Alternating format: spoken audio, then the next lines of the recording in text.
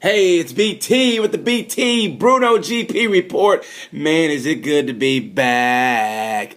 Did you guys enjoy your break? I hope you did. You know what? It was kind of cool to kind of just, have nothing to do on the weekends. And if you have a family, to hang out with your family. Or if you're like me, just go be a creeper somewhere.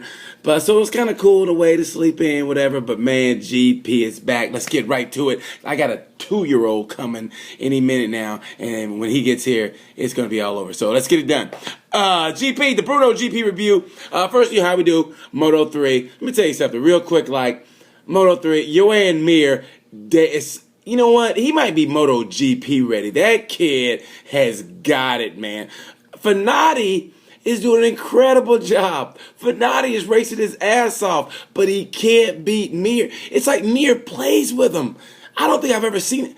I'll take that back. Brad Bender last year was incredible. Mir's on that same level, man. Anyway, Johan Mir, great job. Good GP. I thought it wasn't the best Moto 3 race, but I thought it was a good Moto 3 race. Johan Mir, yeah, give it to him. Let's move on. Also, Fanati raced his ass off, but he just can't beat him. He's like, it's kind of like the Boston Celtics to the Cleveland Cavaliers.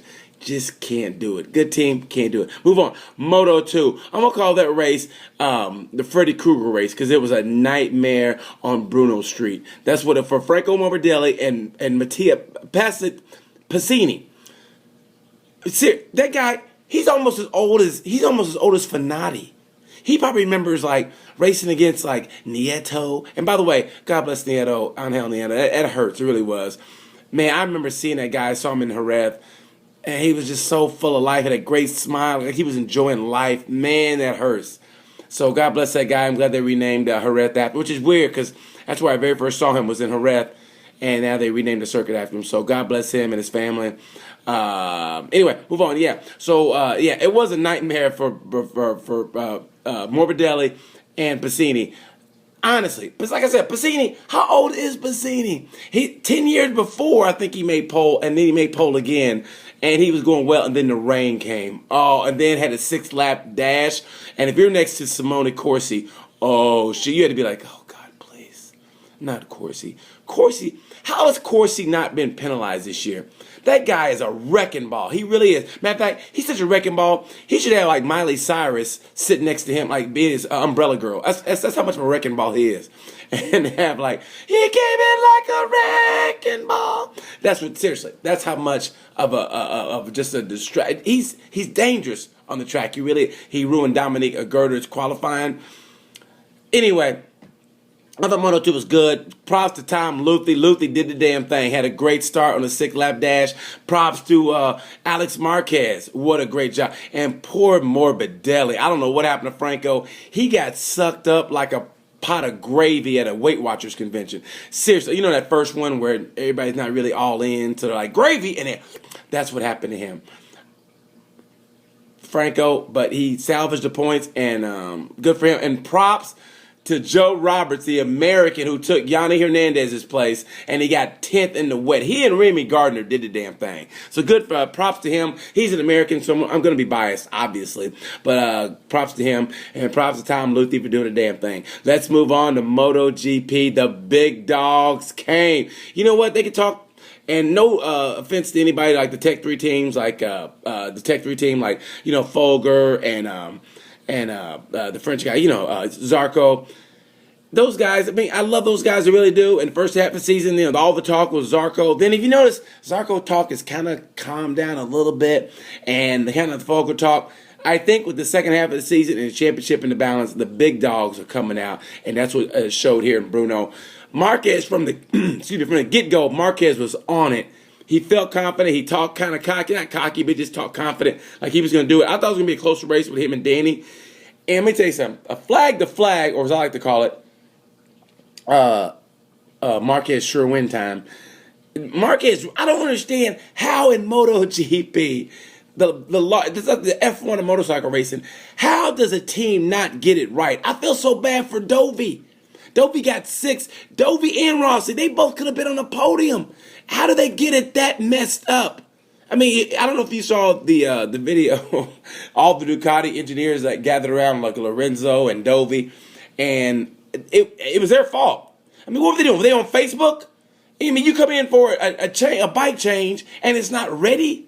I mean, granted, they didn't have the, they had the thing, well, they send the messages on the bike. They don't have that. But still, they got to be thinking like, okay, I'm coming in, like the bike should already be ready. I mean, granted, I'm just a regular race fan, a passionate race fan who talks out of his ass. But at the same time, how do you not get that right? If I was Dovey, I would have came in like, yeah, hey guys, what's going on? Yeah, I'm just trying to win a championship here. What were you guys doing? I was on Instagram, hashtag flag to flag, hashtag hashtag I think I gotta go to work, hashtag part 2. That's what I would have been like. I mean, that was that was a big screw up by Yamaha and Ducati. And Lorenzo was on it. Obviously, everybody screwed up on the tires in the beginning. They can't help it. The track was wet, but it was drying, so they didn't know. But man, Marquez gets that right every time. That's a proof positive of motorcycle racing, just racing period, being a team sport. Granted, the guys on the bikes are out there risking their lives out there, but after that, it's a team, and no point illustrates that more than a flag-to-flag race. That is a team, right? And another point illustrates that was that wreck in pit lane with Iannone and Espargo. I don't know if you saw it, and Marquez is right. That's up to the team to say, hey, don't go out.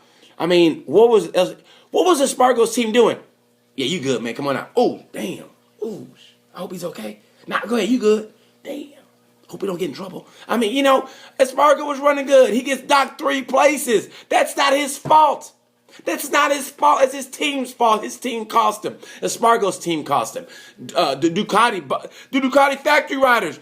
Why am I talking so loud? That's how passionate I get. I mean that. It's not even fake. Yeah, it's not fake. It's just real. How does your team not get it? How does a 9-time world champions team not get it right on a flag to flag? I mean, granted, Valet's always learning. He finally got the qualifying down, but how do you not get that right? I don't understand that. Like Marquez said, that's up to the team. If you're coming out on a flag to flag, you see another bike coming in, you go, whoa, let this dude come in. Whoa, okay, you good. And you're just going to go, I think, ooh, damn, shit. Hope we don't get in trouble. How do you not get that right? I have no idea. That's why Marquez is where he's at now. Granted, it's not over yet. This next week, the Red Bull Ring in Austria. Oh, it's going to be good. Ducati's going to come out guns blazing. Iannone won there last year. Dovey was on his ass. Look for Dovey to be up there. But also, I think Honda. I think Honda's gonna have a little something for him. And I really think Yamaha also.